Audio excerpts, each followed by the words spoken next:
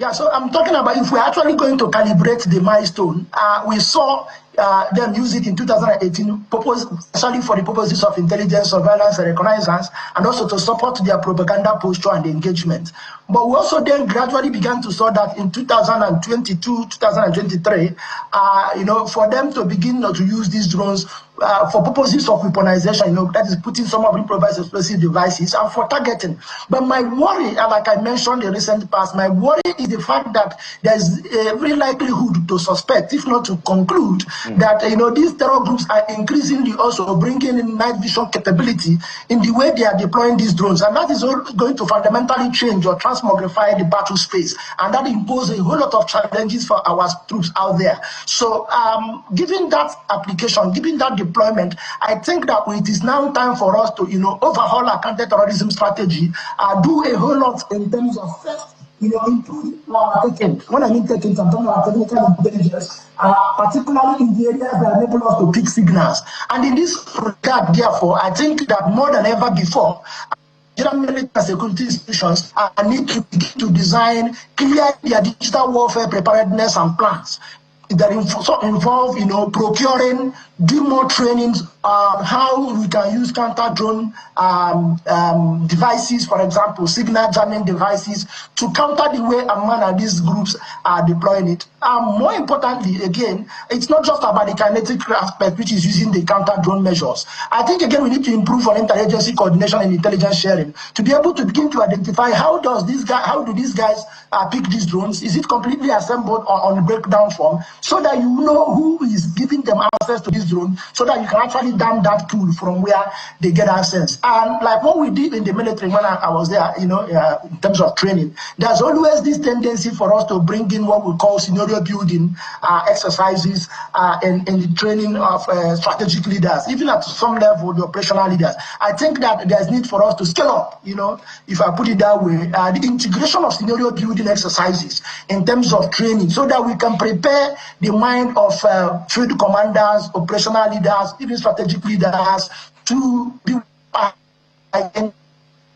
in terms of trends, and more importantly, ensuring that countermeasures put by training, so that they don't take us by surprise. I've mentioned it in the past. I don't think we are doing more in terms of strategic forecast, in terms of scenario building, because I fear very strongly that as these groups, fine-tune and finalize the capabilities in using these new technologies like drone, there is the potentials that they may try to use it to bridge, the tremendous gap created by geography, that these guys can actually sit one corner and use these drones to hit critical infrastructure, for example, maritime assets, ships, and stuff like that. And they can actually even begin to target something like our energy infrastructure when we're talking about electricity substations. If it is their interest to put the whole of Southeast in blackout and then give them that battle edge advantage, then I have to foresee or predict very soon these guys can leverage this technological adaptability to begin to knock out this critical infrastructure that even support military operations. And the more we integrate scenario building and strategy forecasting in our military training and preparedness, including in doctrinal development, the more we have the chances of staying a step ahead of them to be able to blunt their usage of these technological tools and the devices. Well, that's a lot said there, and I'm hoping that those who really should be watching are watching right now and doing what is needful. In going from there, how much do you think that, climate security is still a question when it comes to the battle we're facing with regards to terrorism? How much of that is still playing out as we speak? Well, when you mention the question of climate change, it depends on who you are telling about climate change and its connection to security. I think it's even Donald Trump mentioned that climate change is the biggest fraud of the 21st century. I'm not a Trumpian, but I think that from scholarship and from research, there is almost a clear nexus, between climate change and the dynamics of security. It might not be direct, but one of the things we have come to appreciate in terms of research and finding is that climate change is it tends to affect some of those living conditions, environmental conditions that get deprivation, that forced migration, that also even make people a lot vulnerable. And I can mention this with experiences I've gathered from the south, from the northeast. I was in Maiduguri 3 weeks ago, precisely like I mentioned, and I had an opportunity of discussing with people who are in IDPs. And I'll just give example of what we saw. In the context of the major flood that took place last year in 2023 in Maiduguri, I'm sure you're aware of that. There is something I saw that was quite shocking. The major prison in Maiduguri, Boko Haram attempted to infiltrate that prison 3 times, from 2015 to 2023. Boko Haram attempted to infiltrate that prison to free some of its inmates. But do you know that what Boko Haram could not infiltrate, the major flood destroyed that prison and then created a whole lot of problems. So imagine if climate-induced flood can actually create unintended impact on strategic facilities such as prison, then you can begin to see the clear connection between climate change and security, because some of these prisoners that have left can also begin to compound our security challenges. The second point is the fact that climate change also exacerbates our living conditions. For example, where you have flood destroy farms or where you have drought destroy farms, it contributes to what we call, productivity and crop failure. And when do not have access to legitimate livelihood, that increases the ability to recruitment and radicalization by this group.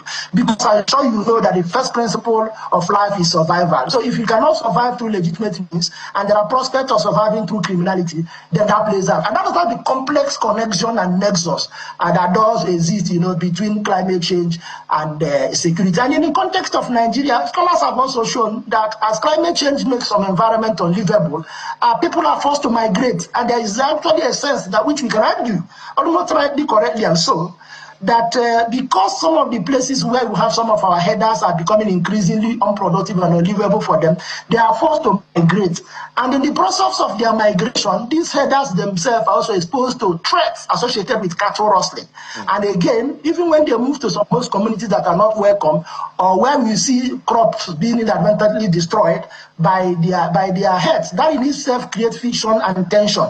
And where you have, death of traditional institutions, structures, and mechanisms, for resolving tensions and dispute. The tendency, therefore, is that this kind of dispute and tension will degenerate into violent conflict. And people argue, and I tend to actually subscribe to that climate change is also, leading to forced migration, including for the headers who are moving down south, and that has also compounded security challenges in the face of death or weakness of our traditional dispute resolution mechanism. So there is quite a very complex nexus between climate change and security. And I've actually increasingly and sustainedly so advocated for us to begin to integrate the climate change conflict peace nexus in the doctrinal training, in the doctrinal development of the Nigerian military, and even in the training as well, not just for the military, but also for security agents, because once you have a good grasp of this complex nexus, then you now know how you can react to the root causes, not to the symptoms and manifestation, in terms of defense and security management perspective.